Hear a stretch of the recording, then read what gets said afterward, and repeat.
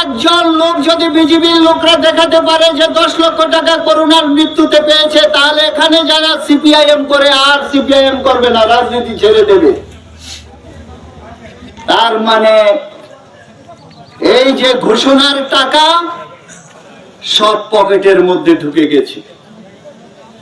তাহলে উপরে রাস্তার টাকা পকেটে, বিদ্যুতের টাকা পকেটে, পানীয় জলের টাকা পকেটে, স্বাস্থ্যের টাকা পকেটে, রেগার টাকা পকেটে, সব টাকা পকেটে ঢুকে যাচ্ছে। এই দুর্নীতি করার ফলে, লুটপাট করার ফলে সারা রাজ্যের মানুষের মধ্যে প্রশ্ন উঠেছে, এই সরকারটা আর চাই না, সিপিআইএম না।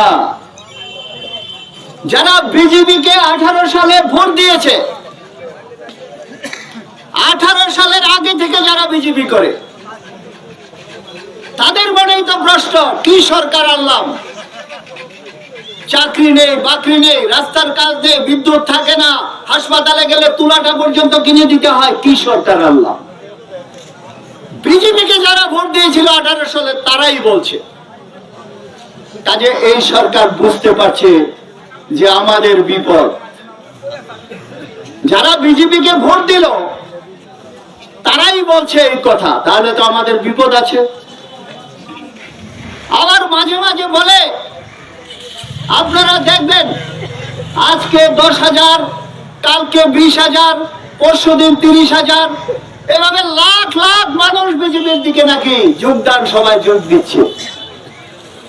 তারা বলছে দিদির যোগদান সভা, দাদার যোগদান সভা, লাখে লাখে মানুষ যোগদান করছে বিজেপির দিকে।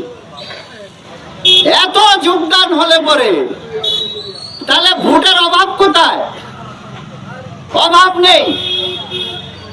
এত মানুষ যদি বিজেপিতে যোগদান করে, তাহলে তো বিজেপির ভোটের অভাব নেই। তাহলে সিপিআইএম এর অফিস ভাঙে কেন? লুটতরাজ চালায় কেন? সিপিআইএম এর কর্মীদের বাড়ি ডাকাতি করে, স্বর্ণালঙ্কার থেকে আরম্ভ করে সব জিনিস নিয়ে যায় কেন? মানুষের মধ্যে আতঙ্ক তৈরি করে কেন? এত মানুষ যদি বিজেপি যোগ দিয়ে থাকে,